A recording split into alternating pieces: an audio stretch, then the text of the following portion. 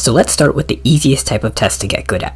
Multiple choice standardized tests. That means tests like the SAT, ACT, GRE, JEE, GMAT, MCAT, the BAR, CFA, CPA, CSAT, PSAT, UPSC, GCSEs, and pretty much every 3 to 4 letter acronym, except of course for the BAC, France's National University Entrance Exam, which is unfortunately pretty much all written essay questions. But I'm guessing the French students actually like that, because if they don't know the answer to a question, at least they can cut out the blank white free response box and wave it in the air. But for the rest of us, we will get multiple choice questions. So here's a tip that works especially well for math, and I got it from this YouTube video called "This will make you better at math tests, but you probably are not doing it." I went into this expecting the usual tips that you find on the internet. Study, get a good night's sleep, eat a healthy breakfast, arrive early, drink water, relax, take your time, check your work. You know, the type of advice you Google the night before the test when you ran out of motivation to actually study. But I clicked on the video, and the advice was actually something I'd never heard anywhere else. Speed will make you better at math. You need to be able to do problems fast, okay? It's important. Okay, so after you've studied and done everything you can do for your class, you want to work on speed. You want to work on like doing problems quickly and correctly. So not only does speed let you finish the test, it lets you redo the test. That's right. You finish the test and then you do it again. Not look it over, you just do it again and then you compare your answers, right? There's a difference between looking over your work and redoing your work. Harder to find mistakes if you're just looking at your work. But when you're redoing your work, you're less likely to make the same mistake. And at the time, it made a little sense. Yeah, I get why it would help to be able to go through a math test fast, but I also thought speed was the same thing as rushing. And everyone knows you shouldn't rush during a test, so I didn't think much of it. Until I remembered another video. And it was a video of this one guy recording himself doing the entire SAT math, no calculator test, without knowing the questions beforehand, in 5 minutes. Watching him flip the page before I've even read the first problem is like the SAT equivalent of watching a chess grandmaster pre-move an entire game. The difference here is that while this is almost impossible for the average person, this is actually pretty achievable, and anyone can do it. You don't have to rush. Speed just means using more efficient techniques to get to the answer. For example, let's try a problem.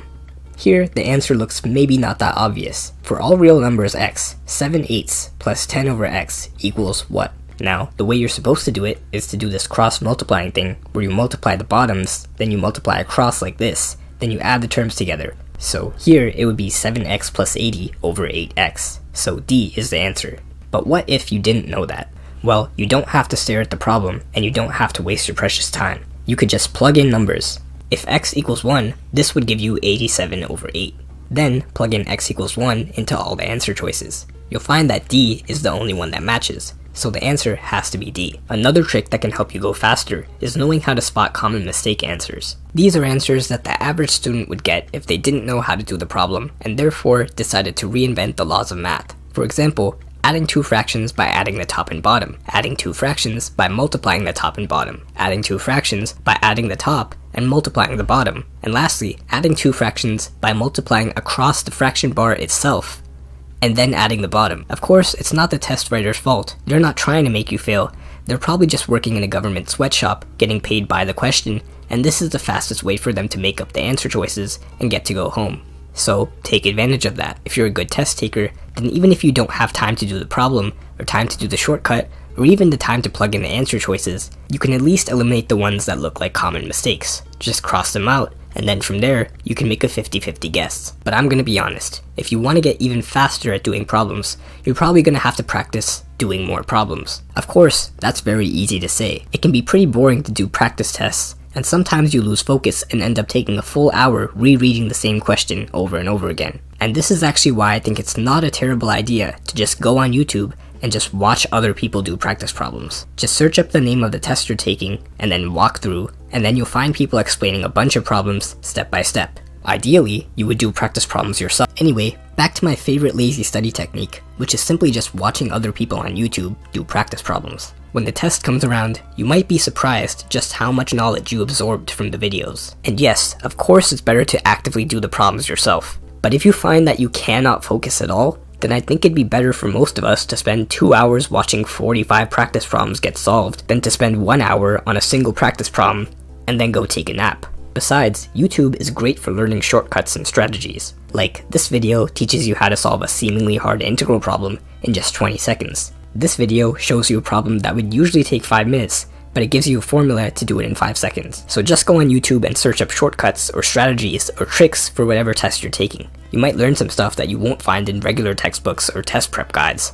Here's one of the best ones I've ever learned from YouTube, and it works every time you have to read a passage and answer questions, like on the SAT, ACT, GRE, LSAT, and MCAT. Usually, the people who write the test also create the answer key at the same time, with concrete explanations for why each wrong answer is unarguably wrong, and why each right answer is unarguably right. And the explanations usually need to be based on either facts or evidence from the passage. They can't be based on opinion. So when you're taking the test and you're stuck between choice A and choice B, try to imagine you wrote the answer key. If A is wrong, there would need to be a factual explanation why it's wrong, and there would also need to be a strong explanation why B is right, based on evidence from the passage. So try and decide which answer would have the strongest explanation. This mental shift will help you get a lot more points, because it gets you to think like the person who made the test. But until this point, I've ignored the one crucial factor in how you do on any type of test: studying. So here are my best study tips to make studying easy. Number 1, avoid analysis paralysis. A big barrier to studying is just wasting time thinking about what to study or how you're going to study. It's good to have a plan, but at some point you need to actually execute the plan. So just pick whatever methods worked for you in the past and do that. Or if nothing is working, try the classic method: reading textbooks and doing practice problems. It might be boring, but it works. Number 2, have an emergency fund. The one major threat to most people's academic performance is falling behind. And the more you fall behind, the faster you'll fall even more behind. So be one chapter ahead.